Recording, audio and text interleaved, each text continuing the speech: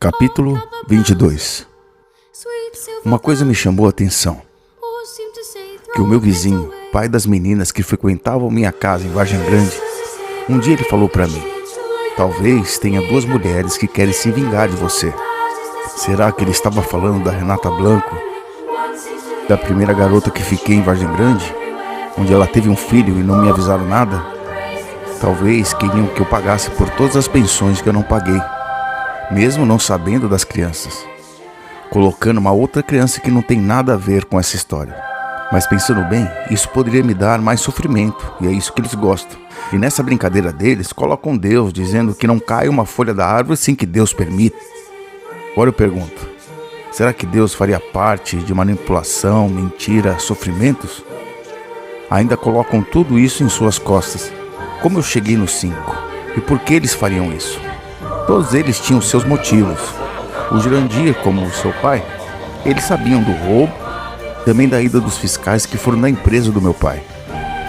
E comigo, o Jurandir cuidou da minha filha desde pequena, onde nessa história usou pessoas para falar para mim, no shopping da Granja Viana, que eu tinha que agradecer por terem cuidado dela, como se eu tivesse pedido a ele e como se eu soubesse da minha filha desde sempre. Por isso que ele tinha que destruir meu nome, para ela não querer me ver. E também ele estava de olho em todos os meus amigos, e era ele que usava a lei para pressionar as pessoas onde tinha e tem um papel com os 5.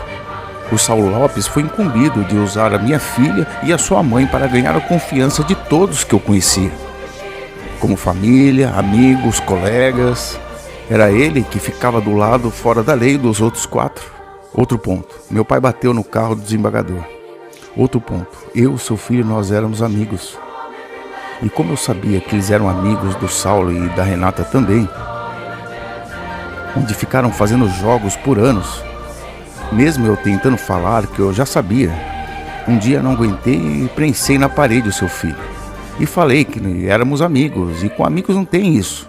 Hoje eu penso, se o filho do desembargador reclamou para o seu pai que o seu carro foi parado pelo policial, imagina o que eles podem ter feito comigo e com meu pai. Eu por segurar o seu filho, e meu pai por ter batido no carro do desembargador. Nesse caminho, tudo indicava que o seu filho fazia parte e cuidava do lado empresas. E seu pai era que supervisionava tudo o que acontecia, dando um respaldo muito maior para os outros 4. O Walter era publicitário. Uma vez saímos e fui em seu trabalho, onde era casado na época. E antes de casar, falou que amava, mandou o carro alegórico, fez uma cena de cinema para conquistar a moça. E nesse dia, quando fui em seu trabalho, estava no maior bate-papo pornô com outras garotas. Eu pensei naquela hora, será que é isso o amor para ele? Quando entrei em seu escritório, eu vi muitas mesas, um ponto e lugar chique, onde parecia tudo aparência e montagem aquele escritório. Senti aquele lugar com a mesma pegada do escritório que usaram pessoas que frequentavam a minha casa para montar em Macapá, com a empresa Caborange.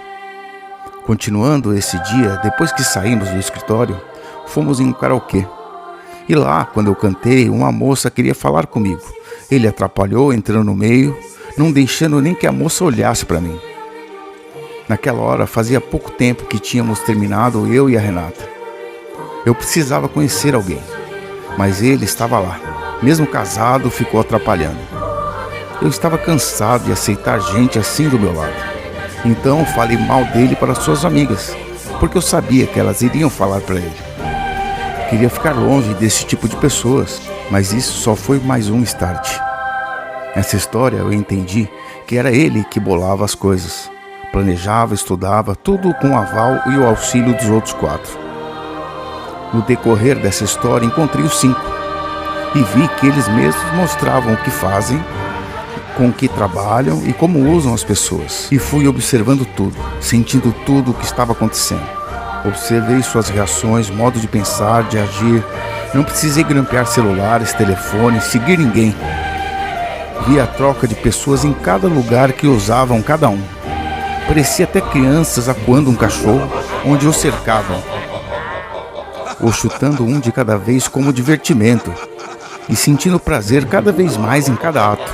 Eles vão dar propósito para as pessoas terem ódio, mas antes vão bolar uma forma para isso acontecer, onde são estudadas antes tudo para ganhar a confiança das pessoas.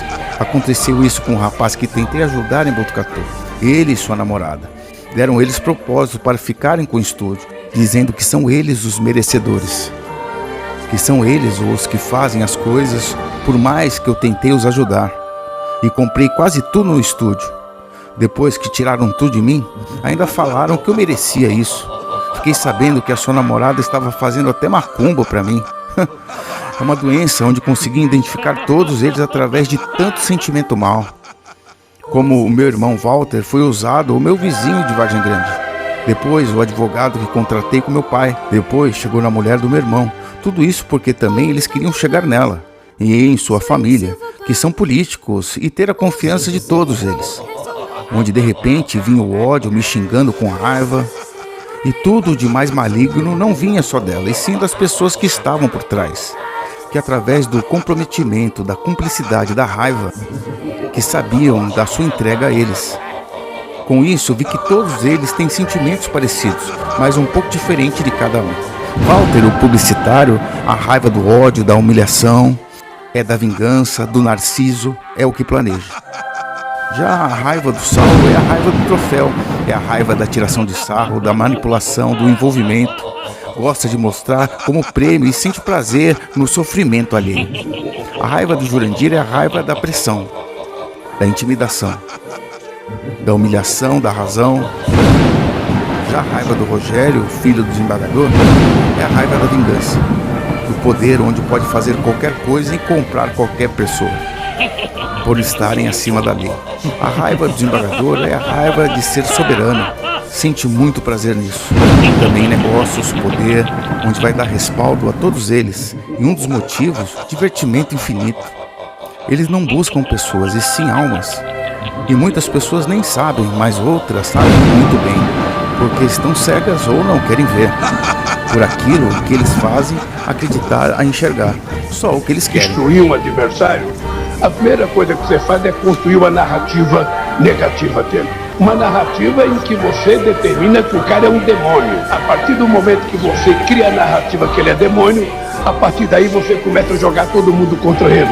Quem constrói a primeira narrativa tende a ganhar o jogo. Se você não quer perder o jogo, construa a sua narrativa provando que a primeira narrativa é mentirosa. Foi exatamente isso que fizeram comigo durante tantos anos. Com isso, vi que eles mudaram o destino de muitos. Quantas vidas, rumos, pessoas foram mudadas sem que elas percebessem? Está aí o quebra-cabeça com mais de 35 anos. Você acredita em tantas coincidências assim? Mesmo todos nós ter tido uma história juntos, mesmo antes de acontecer tudo isso, onde conhecemos seus pais e apresentamos os nossos, onde viajamos juntos, sorrimos juntos. Por mais que nós não somos perfeitos, eu nunca faria isso com ninguém. Ainda mais por mais de 35 anos, muito menos sendo família, amigos ou qualquer ser humano. E eu vou te falar um negócio meio polêmico agora. A gente tem a impressão que a maldade no mundo existe por causa de pessoas más. Não. A maldade no mundo existe porque onde há uma pessoa má, há uma legião de pessoas altamente empáticas que não sabem falar não. Todo líder, toda pessoa que ganha poder numa empresa, eu não tô falando que é culpa dos empáticos, não é isso que eu falei. Eu tô falando que os empáticos têm que aprender a falar não, para eles terem pleno domínio da empatia de uma forma construtiva. Porque você dá sua empatia para uma pessoa que não vai ajudar, você não tá usando a sua empatia de uma forma construtiva para si, para o outro ou para o mundo, não é? Então, em todo sistema onde há corrupção, tem uma parte, provavelmente uma minoria até de pessoas narcísicas e sociopatas e muitas pessoas que não entendem do narcisismo. E elas não entendem que se você sendo boazinha e sorrindo, falando, dá mais uma chance, que isso vai salvar e mudar alguma coisa. Não vai. Por mais que um dia possa ter tido algo que poderia deixar chateado em algum momento, atrapalhar vidas por tantos anos e por nada, além de tudo, sentir prazer por isso, sinto muito por pensarem assim. Que Deus ilumine os corações de vocês.